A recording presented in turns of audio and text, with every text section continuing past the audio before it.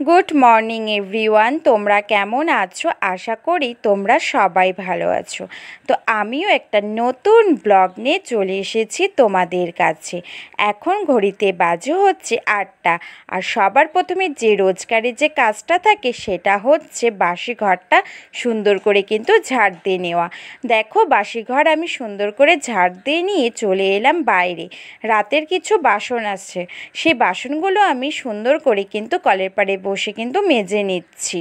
আর ওদিকে রিহানের পাপা আর রিহানের বিবি কিন্তু এখনও ঘুমোচ্ছে।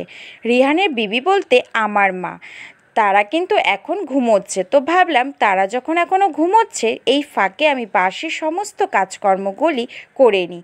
দেখো, তোমাদের সাথে কথা বলতে বলতে কিন্তু আমার বাসন মাজা প্রায় শেষের দিকেই।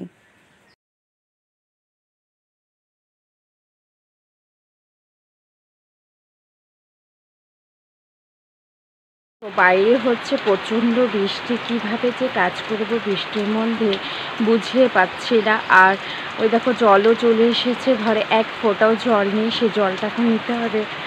বাড়িতে ছিলাম না, কালকে এসেছি, তার জন্য না ঘরে এক ফোঁটাও জল নেই।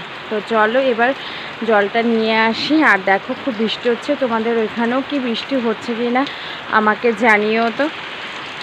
তো আমার স্নান করে নিয়েছি, আর প্রচণ্ড ভিজে গেছিলাম জল আনতে গিয়ে, তার জন্য দেখো আমি স্নানও করে নিয়েছি। আর তোমরা তো জানোই যে আমি এমনিতেও সকালবেলা করেই স্নানটা করে নিই। তো আজকে তো একদম পুরো ভিজে গিয়েছিলাম বলে তাই স্নানটা আরও তাড়াতাড়ি করে নিয়েছি। আর স্নান করে নিয়ে কিন্তু আমার পুজো দেওয়া কমপ্লিট হয়ে গেছে। আর এদিকে দেখো, মা হচ্ছে বিছানাটা কিন্তু উঠিয়ে নিচ্ছে। আর বাবানের যে বললামই যে ঘুমের থেকে উঠেই তো বাবান দুষ্টুমি শুরু হয়ে যায়, এর আগের ব্লগে তোমাদেরকে তো বলেইছি। তো দেখো, শুরু হয়ে গেছে ওর দুষ্টুমি। আর মা হচ্ছে বিছানাটা এখন তুলে নিচ্ছে। আর এখন আমি চলে যাব হচ্ছে রান্নাঘর থেকে চা করে নিয়ে চলে এসেছে, আর বাবানের জন্য ওটস নিয়ে চলে এসেছে। এখন চাটা মা আর তোমাদের দাদাভাই খেয়ে নেবে, আর বাবানকে আমি হচ্ছে ওটসটা খাইয়ে দিব। তো চলো, ওকে খাইয়ে দিয়ে তারপরে রান্নাঘরে ঢুকবো। দেখো, সমস্ত কিছু কিন্তু আমি কেটে নিয়েছি সবজি। আর এদিকে দেখো, মাছটাও কিন্তু আমি হলুদ লবণ দিয়ে মাখিয়ে নিয়েছি। আর এই মাছটা হচ্ছে বরুলি মাছ। আর দেখো, পেঁয়াজ কেটে নিয়েছি, রসুন কেটে নিয়েছি। আর এটা করব হচ্ছে ওটসের খিচুড়ি করব বলে, তার জন্য দেখো সবজি কেটে নিয়েছি, গাজর আর হচ্ছে কোয়াশ কেটে নিয়েছি। আর এখানে হচ্ছে বরুলি মাছের চচ্চড়ি করব বলে দেখো এখানে আলু, বেগুন আর টমেটো কিন্তু কেটে নিয়েছি। আর দেখো, কড়াইও বসিয়ে দিয়েছি। কড়াইটা গরম হয়ে গেলে তার মধ্যে কিন্তু তেলটা দিয়ে রান্নাটা এখন করে নেব। আর বৃষ্টিটা এখন কমেছে, তো চলো এই ফাঁকে রান্নাবান্নাটা করে সমস্ত বাসনগুলো কিন্তু মেজে নিতে হবে বৃষ্টি না থাকাকালীন। চলো এবার ফটাফট রান্নাটা করে নিই। আর হচ্ছে সকালবেলা কিন্তু অনেকক্ষণ আগেই রান্নাঘরে ঢুকে গিয়েছে। তোমাদের তো তখন বললামই যে সকালে বাবানকে খাই আমি রান্নাঘরে ঢুকে যাব। তো ঢুকে গিয়েছিলাম।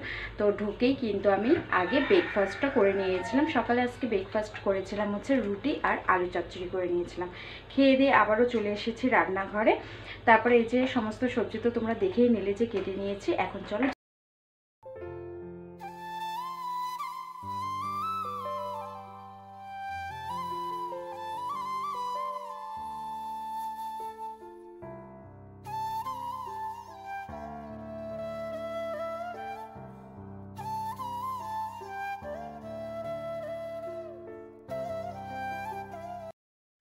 বাবান এতটাই দুষ্টুমি করছিল যে আমাকে রান্নাবান্না করতে দিচ্ছিল না। তার জন্য দেখো, মা বাবানের সাথে এইভাবেই খেলছে। আর বাবানও মাকে পেলে আর কাউকেই লাগে না, মার কাছে কিন্তু খুব সুন্দর থাকে বাবান।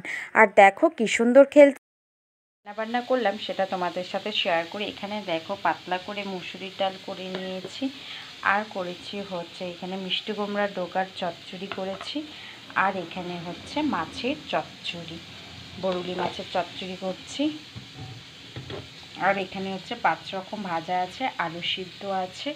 এই তো আজকে দুপুরের মেনু হচ্ছে এইসবই। আর আজকে বলো তো কি, আজকে হচ্ছে আমার শাশুড়ি মায়ের আজকে 2 বছরের বাৎসরিক কাজ। তার জন্য ওনাকে রেঁধে বেঁধে দিচ্ছি এইসবই। তো বেশি কিছু রান্না করতে পারিনি, কারণ হচ্ছে প্রচণ্ড বৃষ্টি ছিল, বাজার করতে পারিনি, তার জন্য এইসবই ওনাকে দিব খেতে। তো চলো আমার পাশে থাকো, দেখতে পারবে কিভাবে ওনাকে আমি খেতে দিই।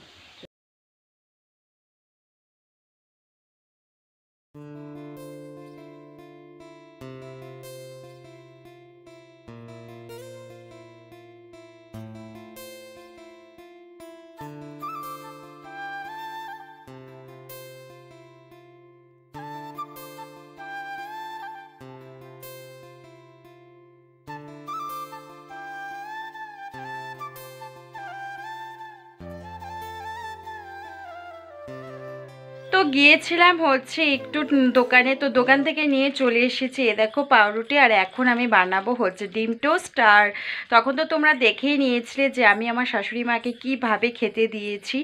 তো এইভাবেই কিন্তু আমি খেতে দিই। আর দুঃখের বিষয় আজকে একটু মনটা খারাপই লাগছিল, কারণ ওনার পছন্দের মাছ আমি করে খাওয়াতে পারিনি।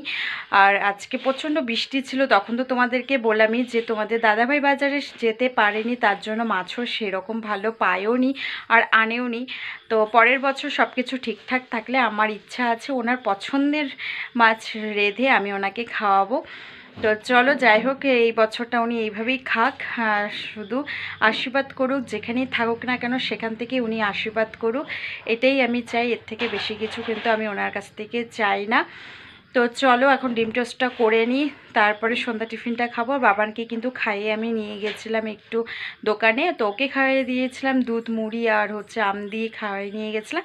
আর এখন আমাদের জন্য হচ্ছে ডিম টোস্টটা করে নেব। তো চলো ডিম টোস্টটা করে নিই।